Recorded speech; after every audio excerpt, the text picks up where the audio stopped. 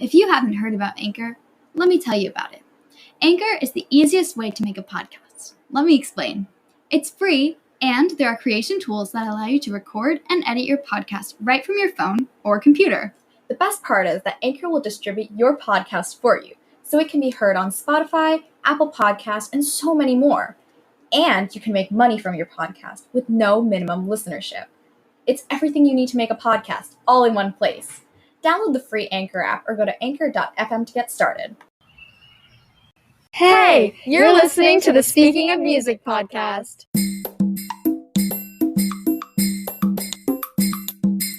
That was funny. Hey guys, we're back.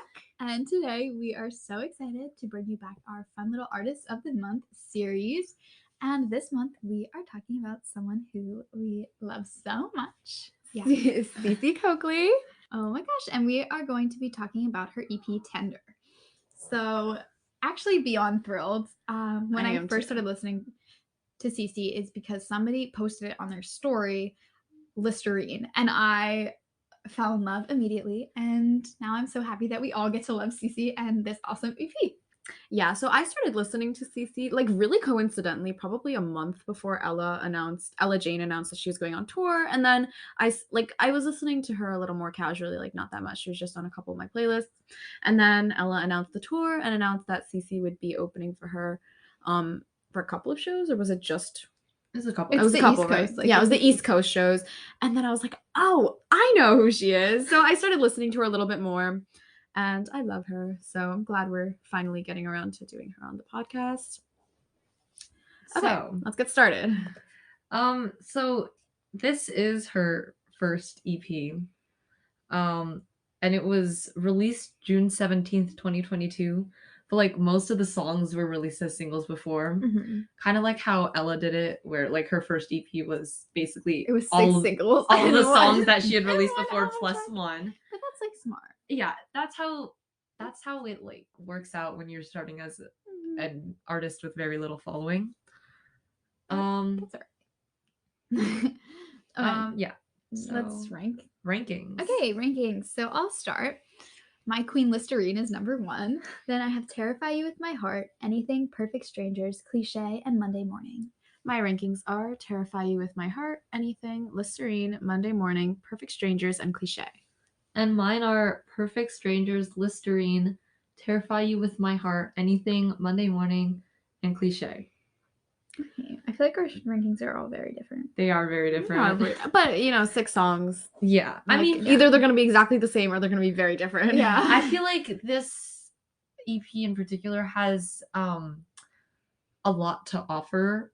And so it's a lot of, like, at least when I was ranking this album, this EP, it was very much like personal preference on like what specific elements of specific songs that I liked. Right.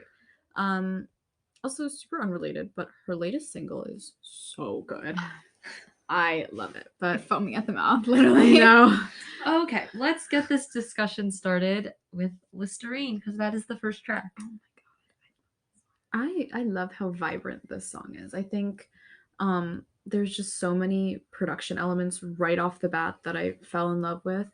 And obviously this was, well, not obviously, but this was the first song I listened to by her. And her voice is just obviously so deep and rich and beautiful. I also love that the song is called Listerine, first of all. The concept is so fun. And the album art being her with like the Listerine strip is it's so cute. And I know. I think it's so creative. Like, I miss you in the worst way, trying to get your taste out of my mouth with a Listerine. And that's like, oh, the relationship gave like a disgusting, like nasty aftertaste, you know? Like, and she kind of misses them, you know? Yeah. But like, she doesn't want to. And that's gross. And I really like the chorus. Is there something here worth talking about without raising your voice so damn loud? And I love the way she goes so damn loud. And it like kind of, it's like the groovy. Yeah, it's so much fun. I love the lyric, I'm just another old mistake, so much. Such a good lyric. Also, I was really reminded of Maisie for some reason with this song. And I don't know what about it was. Like, maybe just like, I don't know, maybe just like some of the production stuff or I think the that idea. the production of this whole EP, but yeah, I think the production of this whole EP was very interesting. I thought it was not something I would quite expect from like an artist that's just starting out. Like I feel like it felt a lot more fully developed than I thought it would be. This EP is very put together, and I think it just comes with people who know what they want to make with their music. They know their sound, they know it well, and I don't think there's any shame in that, especially, you know, someone who to us is just starting out, but to them, they you know, people have been making music for a long time. It's just about time they start sharing it. Right. Like, come on, you can't tell me like you just woke up as a new artist one day and wrote something like that. Wrote something that's like, go ahead and try and stain my teeth. Like, that's so good. Like it just the double meaning to everything. Everything is so like precisely put together here. Right. When things are thought out like that, double meanings, like you don't just write that out of your head, you know? That takes thought. Also, when songs are written by just one person, and there's nothing wrong with collaboration. I love collaborating and writing with other people. It is so much fun, and it kind of diversifies the experience. But when you write something yourself, you know, you have to be very sure of what you want. You know what I mean? Right. Like, there's no like, hey, like, what if we do this? Like, hey, can you like, what do you like have like meshing together two different stories? Like, it's just yours. Like, but you know, anyways, she's just so talented. And okay. Yes, Listerine. Listerine #1. Let's move on to the second track, which is Perfect Strangers. I'm not gonna lie, when I saw this title, you know, I thought of so excited. Maybe we're perfect strangers. Maybe we'll last forever. I love the inclusion of the word strangers, which is really weird. I love the inclusion of the word strangers in songs for some reason. What, Stranger in the Alps? Yeah, Stranger in the Alps, like all like just the concept of that is so thrilling to me. But specifically in this song, we don't get the word strangers until, you know, towards the end, where and I'll say your name and nothing changes as long as we stay perfect strangers. That was a very gratifying moment of the song where we get that lyric punch. I think this was the first song I heard of hers. Really? I think. I don't know where I heard it, but I know I heard it before I sat down and listened to this whole EP. That's actually really interesting. Yeah. Yeah, no, but I love the idea and the concept of this song. It's like kind of this border between knowing someone and them being a stranger to you is just, there's a very fine line between knowing someone and like not knowing someone, for sure. I mean, the concept of like strangers or not strangers have in like, you know, in terms of relationships, has been used in like many different ways to write songs. What I liked about this one is like it didn't like paint some sort of like sob story, like oh, like I need to like rebound or something. Like it wasn't about the fact, like the other direction it would take is like dancing with a stranger, like, oh, I'm out with someone that's not you, but that's not what this one is about. Yeah. I thought it was Saved by a Stranger. Okay, this is bad. This is an unreleased Louis song that's like on one of his like B-sides, and it's just like, oh, like that person, like I like that concept. That concept was like someone came like up to me and they said something to me that quite literally saved my life, and they don't even know it. I was saved by a stranger. And that's so interesting. I think the idea of not knowing someone makes like the experience, you can like romanticize the experience, almost like you can make it more artistic than it actually is. And that's why like the idea of a perfect stranger is very enticing. Right, because I also feel like it's like, I think it's really funny, the whole thing about how people like book characters more than actual people, because book characters, the way they're written, gives you such a high standard for what people should be like. Right. And that's just not how people work. And you know, the concept of painting a picture of like, you know, your ideal person just it's kind of detrimental because it's just not gonna work out like that in life. Yeah, and like, yeah, no, that was good. Let's move on. Okay, yay, let's talk about cliche. I don't know. I think it's very interesting that she says, I usually hate these cliches, but what if loving you feels that way? Because looking perfect strangers is a cliche. It is, right? And like, no, the idea of not understanding, like, ugh, that's so cheesy, until you're actually going through it and you're actually like in a position where like you understand the cliche, like that's very real. Right. Because you can roll your eyes and like scoff all you want at like, oh, that's so cheesy and embarrassing. But then when you're in that position, you get it. Right. it's like the girls who get it, get it. Right. It is like the girls who get it, get it. Like when you're in that position, you understand, you feel the cliche and you understand like, oh, this is cheesy. This is exactly what I hated a couple months ago. But it's like, now that you're going through it, like you get it. Which I love that idea. Right. I think that it was like the concept of this song is very strong. Just the fact that the first verse you list a bunch of Both of the verses. Oh, okay. Both of the verse. Yes. Both of the verses she's like listing like the cliches as portrayed by culture, I guess. Like I really like it. I love I don't know, I think the cliche comparisons aren't even that cliche, you know? Right. Like, I mean, Johnny to my June. Actually, no, they are. No, June and Johnny's pretty.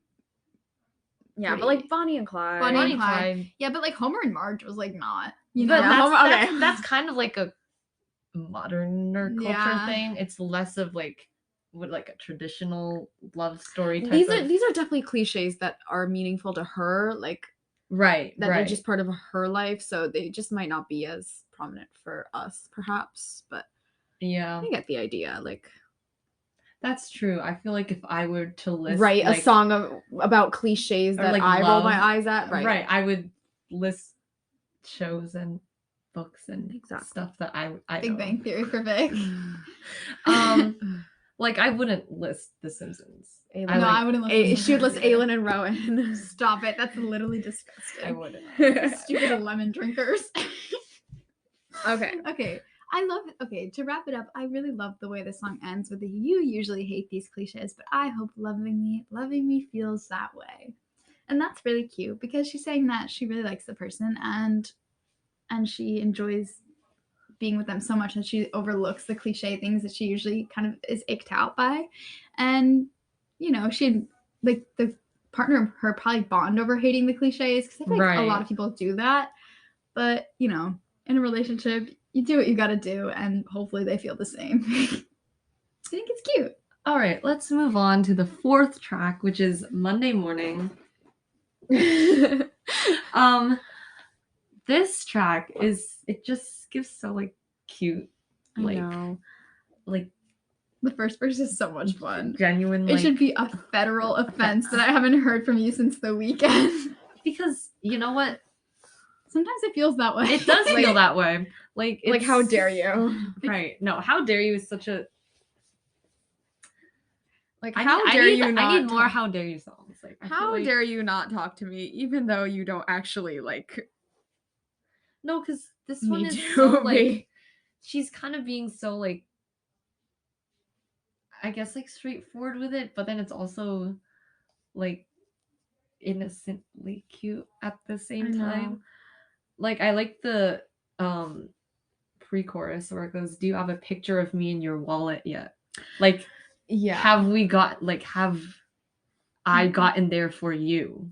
Right? I love the idea that someone you love can make such an ordinary thing seem very like extraordinary and exciting. Something like, you know, of course, a Monday morning.